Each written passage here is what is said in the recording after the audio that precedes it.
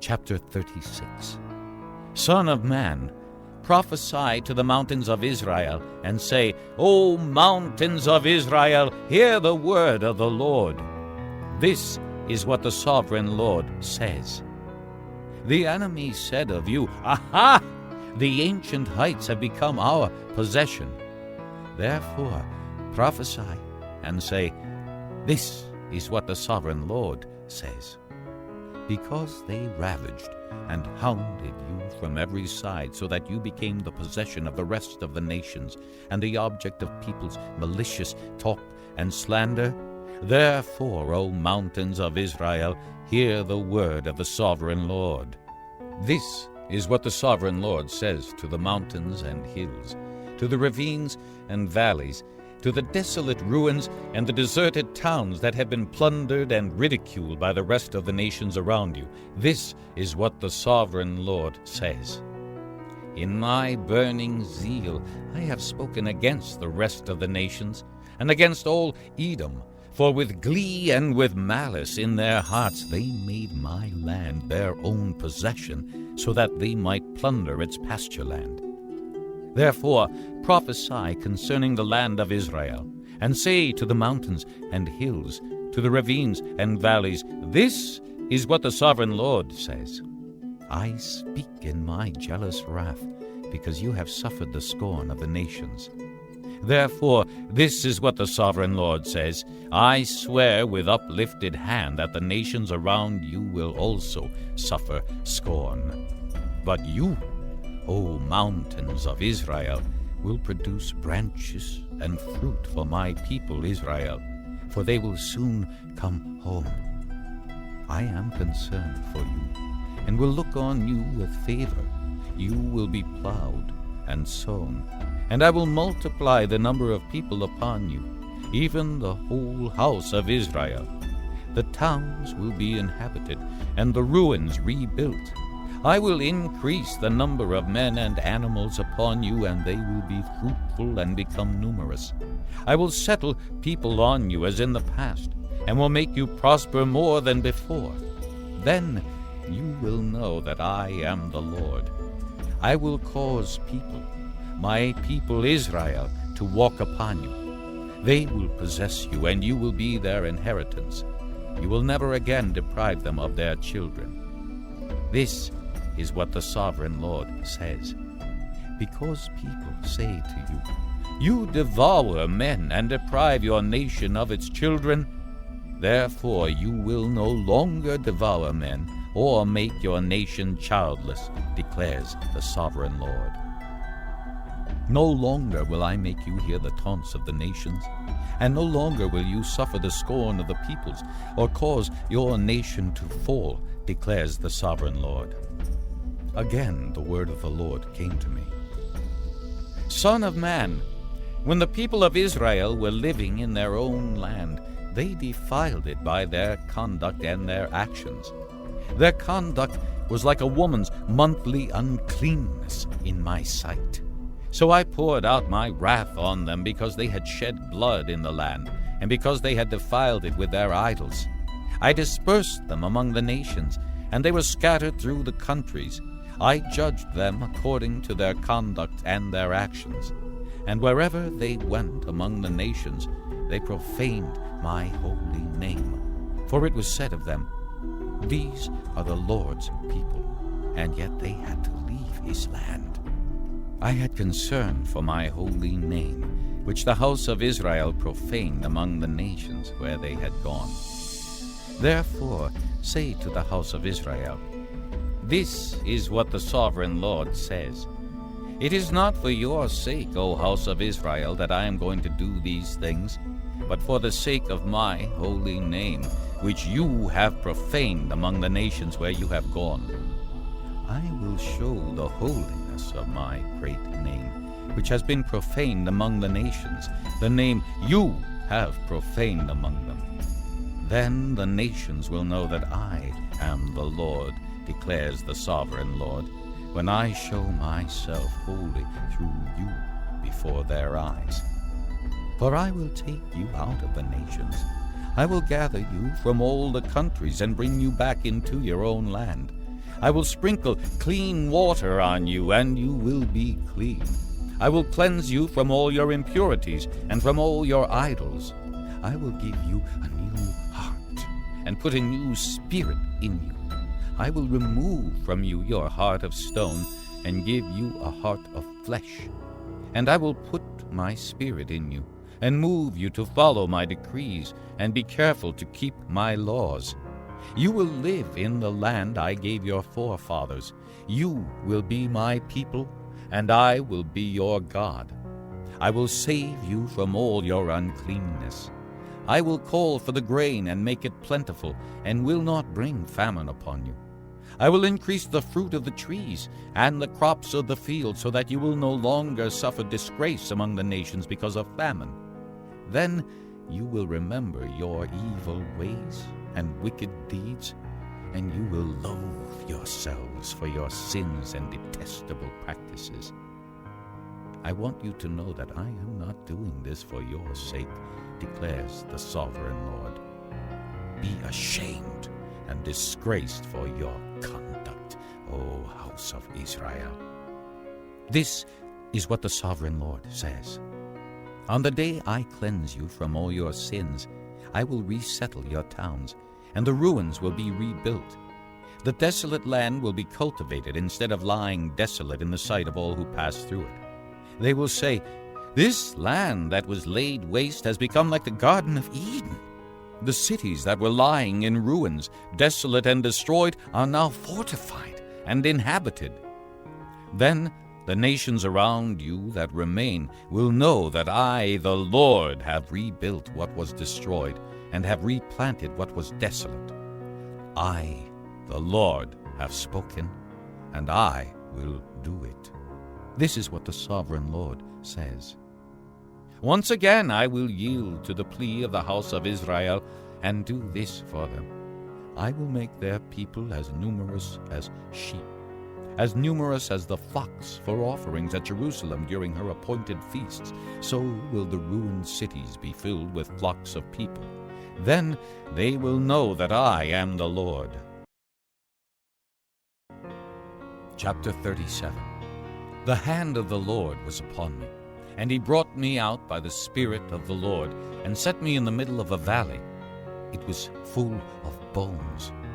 He led me back and forth among them, and I saw a great many bones on the floor of the valley, bones that were very dry. He asked me, "Son of man, can these bones live?" I said, "O sovereign Lord, you alone know." Then he said to me, "Prophesy to these bones, and say to them, Dry bones, hear the word of the Lord. This is what the sovereign Lord says to these bones. I will make breath enter you, and you will come to life. I will attach tendons to you and make flesh come upon you and cover you with skin. I will put breath in you, and you will come to life. Then you will know that I am the Lord." So I prophesied as I was commanded. And as I was prophesying, there was a noise, a rattling sound, and the bones came together, bone to bone. I looked, and tendons and flesh appeared on them, and skin covered them, but there was no breath in them. Then he said to me, "Prophesy to the breath. Prophesy, Son of man, and say to it, This is what the sovereign Lord says. Come from the four winds, O breath, and breathe into these slain, that they may live." So I prophesied as he commanded me, and breath entered them. They came to life and stood up on their feet, a vast army. Then he said to me, "Son of man, these bones are the whole house of Israel. They say, Our bones are dried up, and our hope is gone. We are cut off. Therefore prophesy and say to them, This is what the sovereign Lord says. O my people, I am going to open your graves and bring you up from them. I will bring you back to the land of Israel. Then you, my people, will know that I am the Lord when I open your graves and bring you up from them. I will put my spirit in you, and you will live, and I will settle you in your own land. Then you will know that I, the Lord, have spoken, and I have done it, declares the Lord. The word of the Lord came to me. Son of man, take a stick of wood and write on it, belonging to Judah and the Israelites associated with him. Then take another stick of wood and write on it, Ephraim's stick, belonging to Joseph and all the house of Israel associated with him. Join them together into one stick, so that they will become one in your hand. When your countrymen ask you, "Won't you tell us what you mean by this?" say to them, "This is what the sovereign Lord says. I am going to take the stick of Joseph, which is in Ephraim's hand, and of the Israelite tribes associated with him, and join it to Judah's stick, making them a single stick of wood, and they will become one in my hand. Hold before their eyes the sticks you have written on, and say to them, 'This is what the sovereign Lord says. I will take the Israelites out of the nations where they have gone. I will gather them from all around and bring them back into their own land. I will make them one nation in the land, on the mountains of Israel. There will be one king over all of them, and they will never again be two nations or be divided into two kingdoms. They will no longer defile themselves with their idols and vile images, or with any of their offenses, for I will save them from all their sinful backsliding, and I will cleanse them. They will be my people, and I will be their God. My servant David will be king over them, and they will all have one shepherd. They will follow my laws and be careful to keep my decrees. They will live in the land I gave to my servant Jacob, the land where your fathers lived. They and their children and their children's children will live there forever, and David my servant will be their prince forever. I will make a covenant of peace with them. It will be an everlasting covenant. I will establish them and increase their numbers, and I will put my sanctuary among them forever. My dwelling place will be with them. I will be their God, and they will be my people. Then the nations will know that I, the Lord, make Israel holy, when my sanctuary is among them forever.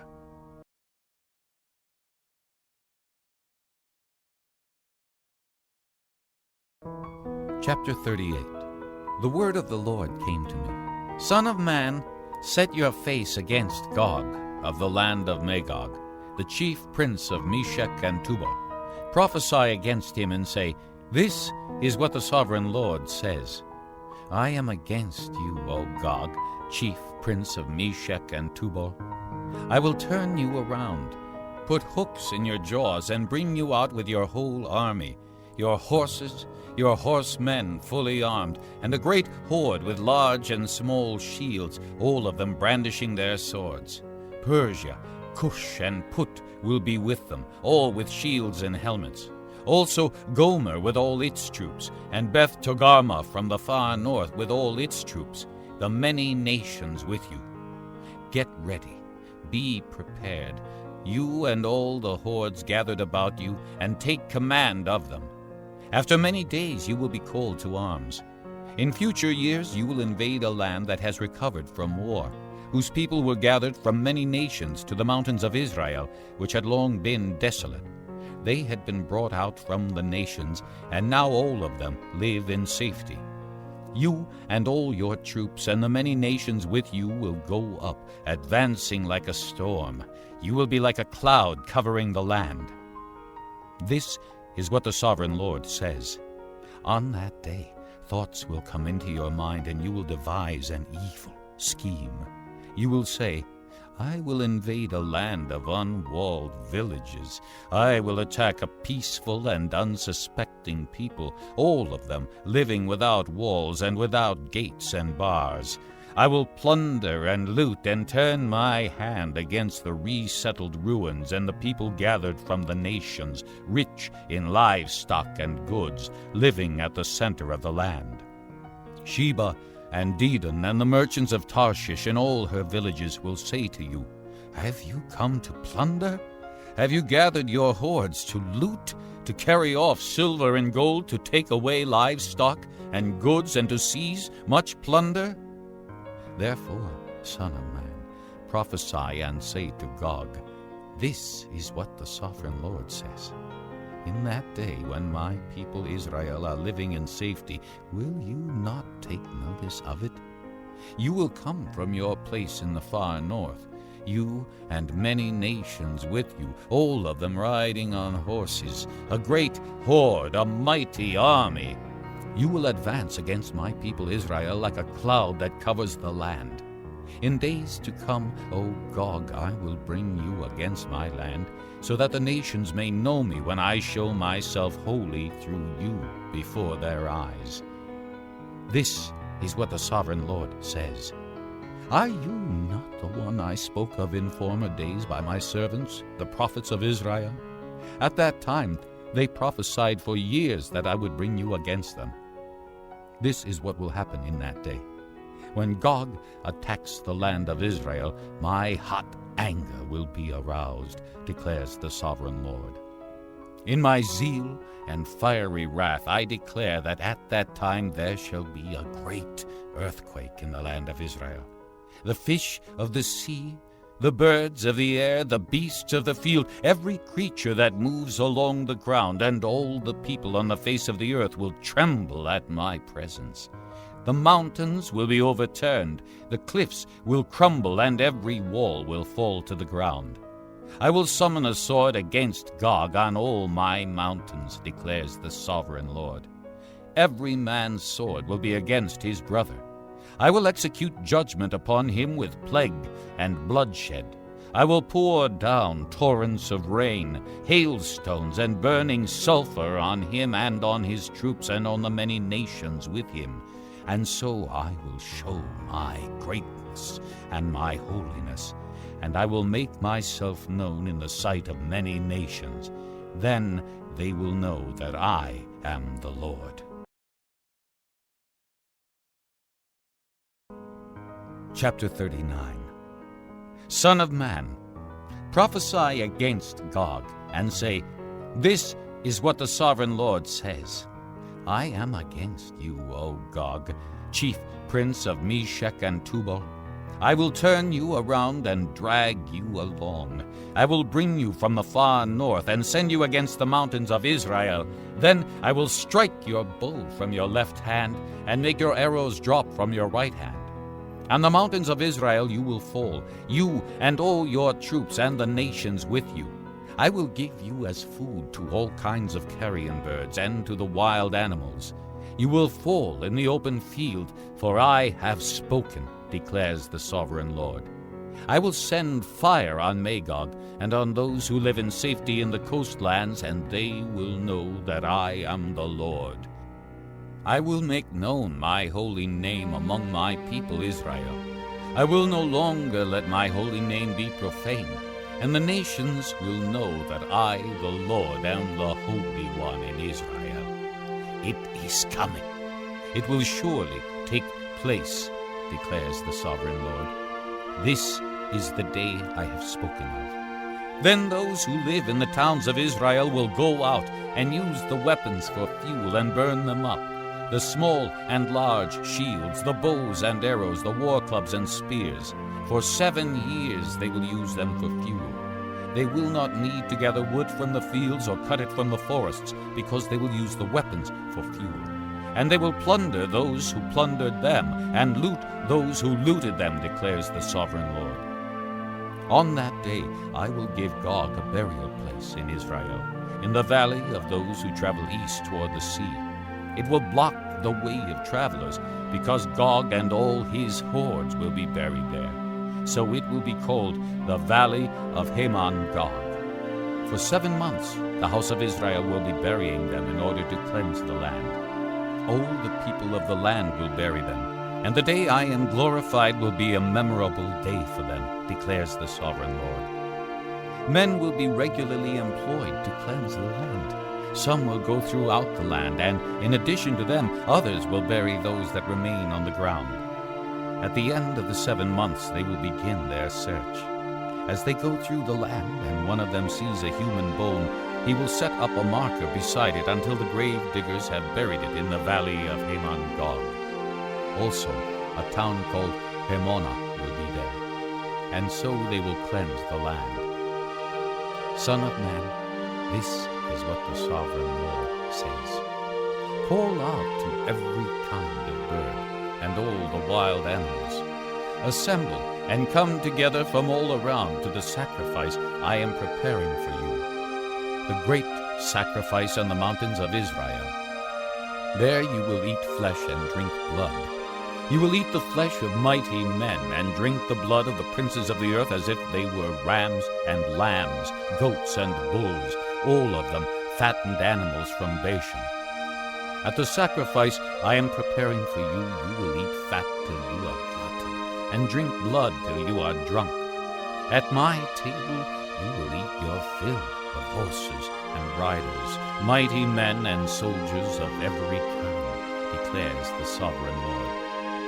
I will display my glory among the nations, and all the nations will see the punishment I inflict and the hand I lay upon them. From that day forward the house of Israel will know that I am the Lord their God, and the nations will know that the people of Israel went into exile for their sin, because they were unfaithful to me. So I hid my face from them and handed them over to their enemies, and they all fell by the sword. I dealt with them according to their uncleanness and their offenses, and I hid my face from them. Therefore, this is what the sovereign Lord says.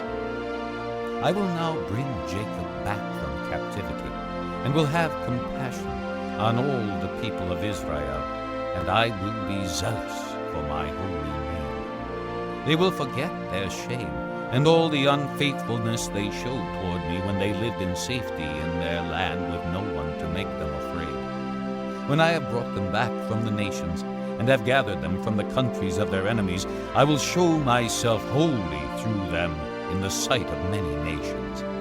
Then they will know that I am the Lord their God. For though I sent them into exile among the nations, I will gather them to their own land, not leaving any behind. I will no longer hide my face from them, for I will pour out my spirit on the house of Israel, declares the sovereign Lord.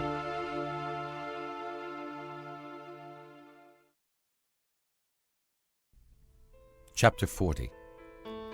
In the 25th year of our exile, at the beginning of the year, on the 10th of the month, in the 14th year after the fall of the city, on that very day the hand of the Lord was upon me, and he took me there. In visions of God he took me to the land of Israel, and set me on a very high mountain, on whose south side were some buildings that looked like a city. He took me there, and I saw a man whose appearance was like bronze. He was standing in the gateway with a linen cord and a measuring rod in his hand. The man said to me, "Son of man, look with your eyes and hear with your ears, and pay attention to everything I am going to show you, for that is why you have been brought here. Tell the house of Israel everything you see."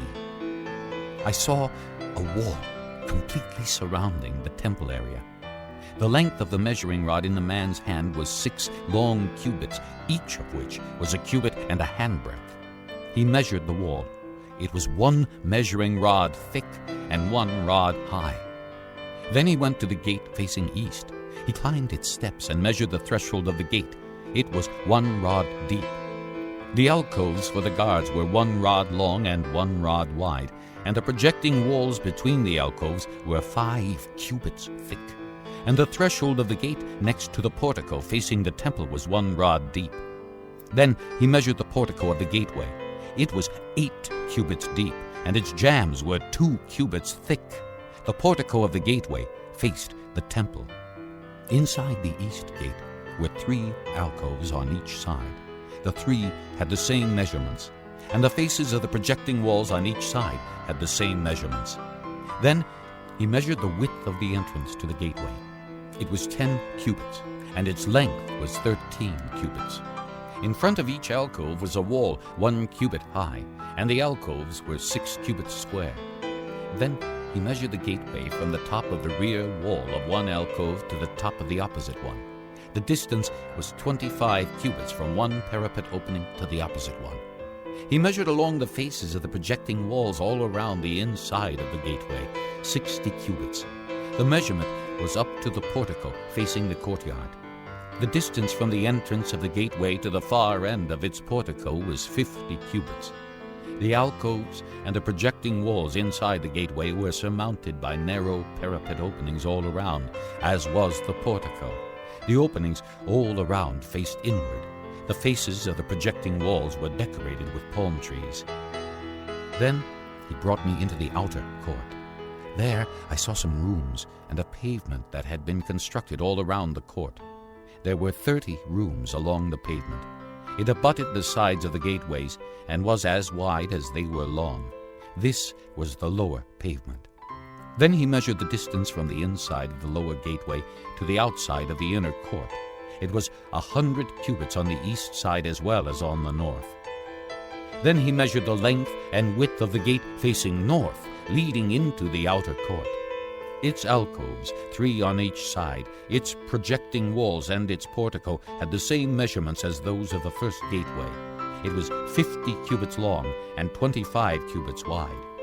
Its openings, its portico, and its palm tree decorations had the same measurements as those of the gate facing east. 7 steps led up to it, with its portico opposite them. There was a gate to the inner court facing the north gate, just as there was on the east. He measured from one gate to the opposite one. It was 100 cubits. Then he led me to the south side, and I saw a gate facing south. He measured its jambs and its portico, and they had the same measurements as the others. The gateway and its portico had narrow openings all around, like the openings of the others. It was 50 cubits long and 25 cubits wide. 7 steps led up to it, with its portico opposite them. It had palm tree decorations on the faces of the projecting walls on each side. The inner court also had a gate facing south, and he measured from this gate to the outer gate on the south side. It was 100 cubits. Then he brought me into the inner court through the south gate, and he measured the south gate. It had the same measurements as the others. Its alcoves, its projecting walls, and its portico had the same measurements as the others. The gateway and its portico had openings all around. It was 50 cubits long and 25 cubits wide. The porticos of the gateways around the inner court were 25 cubits wide and 5 cubits deep. Its portico faced the outer court. Palm trees decorated its jambs, and 8 steps led up to it. Then he brought me to the inner court on the east side, and he measured the gateway. It had the same measurements as the others. Its alcoves, its projecting walls, and its portico had the same measurements as the others. The gateway and its portico had openings all around. It was 50 cubits long and 25 cubits wide. Its portico faced the outer court. Palm trees decorated the jambs on either side, and 8 steps led up to it. Then he brought me to the north gate and measured it. It had the same measurement as the others, as did its alcoves, its projecting walls, and its portico, and it had openings all around. It was 50 cubits long and 25 cubits wide. Its portico faced the outer court. Palm trees decorated the jambs on either side, and 8 steps led up to it. A room with a doorway was by the portico in each of the inner gateways, where the burnt offerings were washed. In the portico of the gateway were 2 tables on each side, on which the burnt offerings, sin offerings, and guilt offerings were slaughtered. By the outside wall of the portico of the gateway, near the steps at the entrance to the north gateway, were 2 tables, and on the other side of the steps were 2 tables. So there were 4 tables on one side of the gateway and 4 on the other. 8 tables in all, on which the sacrifices were slaughtered. There were also 4 tables of dressed stone for the burnt offerings, each a cubit and a half long, a cubit and a half wide, and a cubit high. On them were placed the utensils for slaughtering the burnt offerings and the other sacrifices. And double-pronged hooks, each a handbreadth long, were attached to the wall all around. The tables were for the flesh of the offerings. Outside the inner gate, within the inner court, were 2 rooms, one at the side of the north gate and facing south, and another at the side of the south gate and facing north. He said to me, "The room facing south is for the priests who have charge of the temple, and the room facing north is for the priests who have charge of the altar. These are the sons of Zadok, who are the only Levites who may draw near to the Lord to minister before him." Then he measured the court. It was square, 100 cubits long and 100 cubits wide, and the altar was in front of the temple. He brought me to the portico of the temple and measured the jambs of the portico. They were 5 cubits wide on either side. The width of the entrance was 14 cubits, and its projecting walls were 3 cubits wide on either side. The portico was 20 cubits wide and 12 cubits from front to back. It was reached by a flight of stairs, and there were pillars on each side of the jambs.